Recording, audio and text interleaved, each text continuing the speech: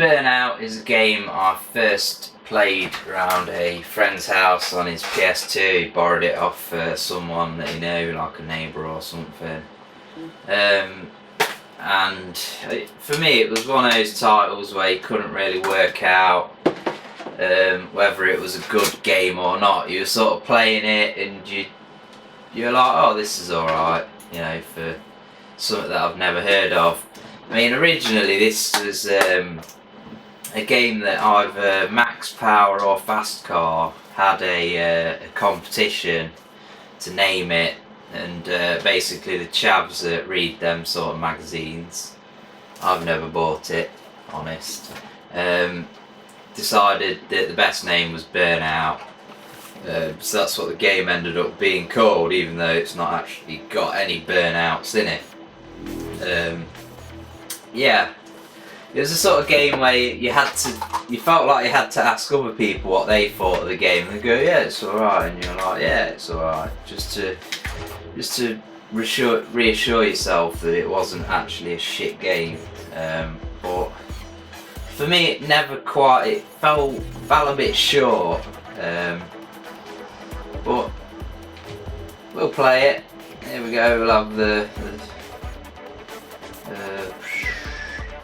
Sport Coupe, and we'll start on the Grand Prix. It's old school arcade racing, but the thing is, it was one of those games, you were coming from the 32-bit era into games like this, and in the 32-bit era, an arcade racer tended to actually be an arcade racer. You had, you know, arcade racers, and you had simulations, and you also had another group of games, I'd say, which were franchises like Need for Speed, which never had arcade games. This was one of those games that come along, it's like arcade racer, but there wasn't an arcade game. Oh, fuck's sake. Doing badly so far. And yeah, it was kind of like, it's not really an arcade racer because there's no arcade game, so you had nothing to sort of compare it to.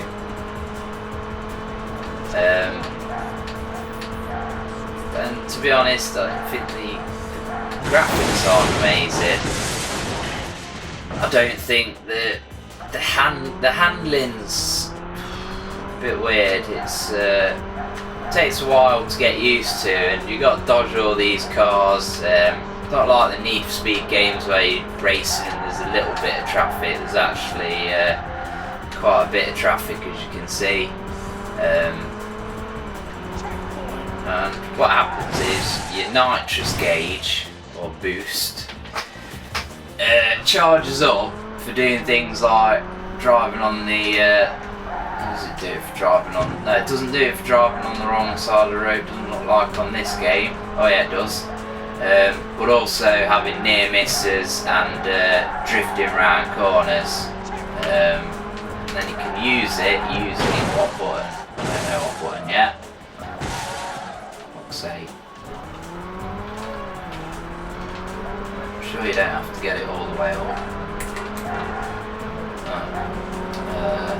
Must have to charge it all the way.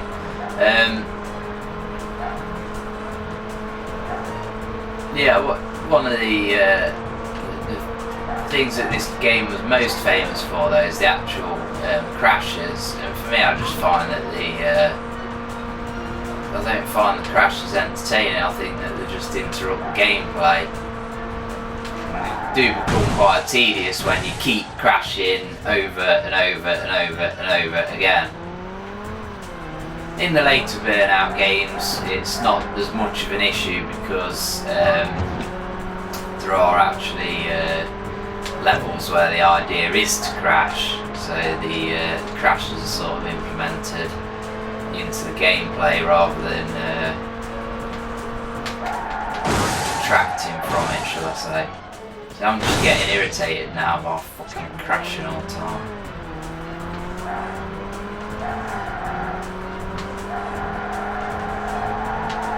The problem is you turn in for so long, then the car starts to drift, and then you can't fucking get it back in a straight line and you just end up crashing.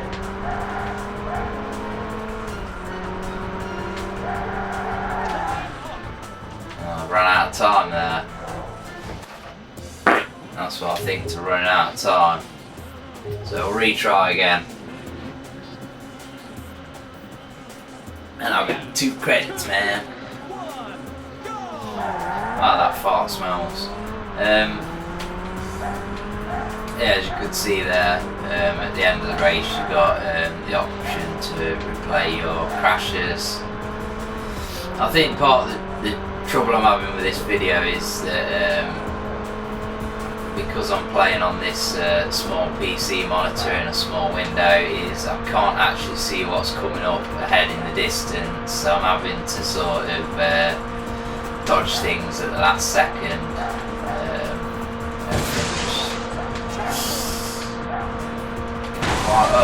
Just when you think you're getting somewhere, you fucking smash into a car.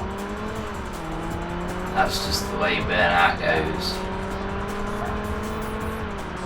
The music in this game is fucking diabolical, must be said. That's one of the reasons why when I play this game I can't really get into it. You want some, you know, fast, pumping, fucking, I don't know, fucking house or something. So music to go with the sensation of speed, you know, to add to the experience, but the music's just fucking awful.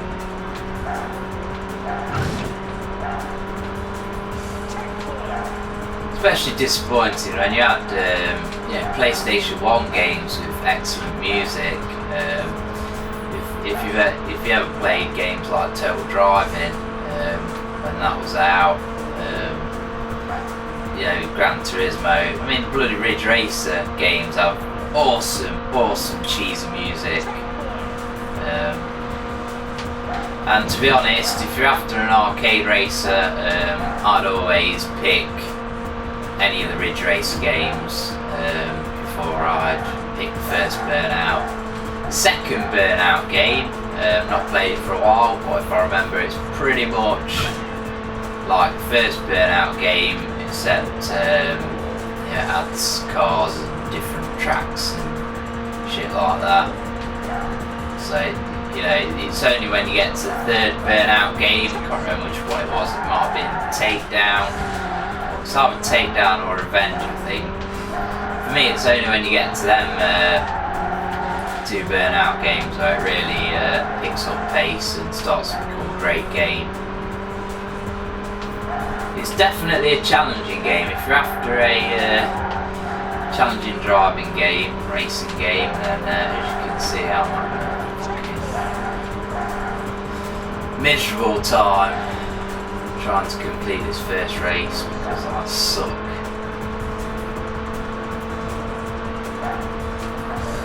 Any minute, any second, I'm gonna crash into something. There we go. Just going too fast to avoid the fucking thing.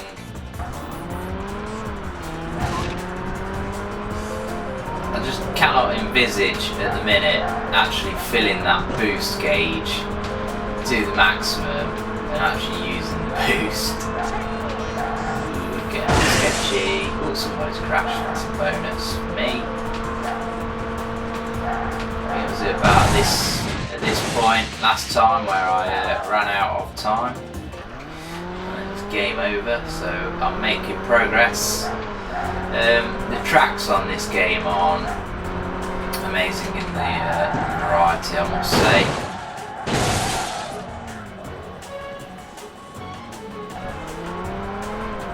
Hit the checkpoint.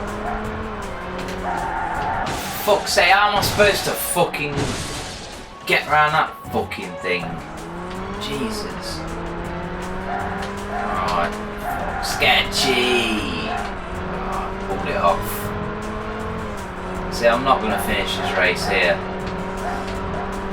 It's the old school style of gameplay where it's just rinse and repeat until you progress, really. That's how the difficulty's set. You got to not do every race perfectly, but you sort of got to be able to do laps perfectly to win a race. You know, we're talking, what is it, 2 out of 3 laps. I mean, I looked up there to see what lap I'm on and fucking went straight into the back of a bloody lorry. Motherfucker.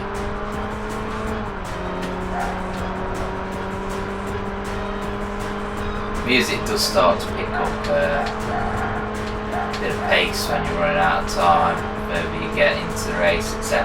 But still shit. You know what I mean? I'm not beat around the fucking bush. Shit music. End of. Sort it out. Well, they did sort it out, but oh fuck's sake! I thought that was the fucking light at the end of the tunnel. No, it was the back of a fucking silver truck. Motherfucker. Yeah, seriously running out of time now. But we make the next checkpoint. And we're on the next lap, I don't think. With that sort of corner in anyway.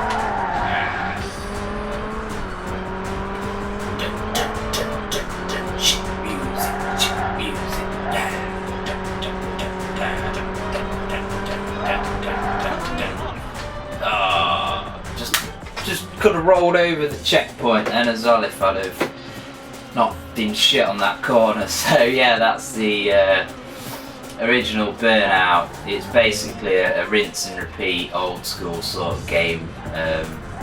It's not your Need for Speed game where you just keep racing, but there's like 150 races to win. So this is more like there's 5 races and you've got to do each race 30 times before you're good enough to actually progress. So Burnout for the Xbox. If you're a big Burnout fan of the later games, you'd probably be surprised at how basic this game is in comparison. Certainly how difficult it is as well. I think one of the key points is that EA picked up the Burnout franchise, and it was one of those games that I feel EA actually picking it up made it a better game because they sort of commercialised it rather than it being a niche arcade racer. They actually made it more accessible, more appealing, sort of the difficulty levels out and the actual content of the game, you know, basically piled more money into it. So for once you can say thumbs up to EA, and yeah, Burnout on the Xbox, also available on the PS2. Yeah.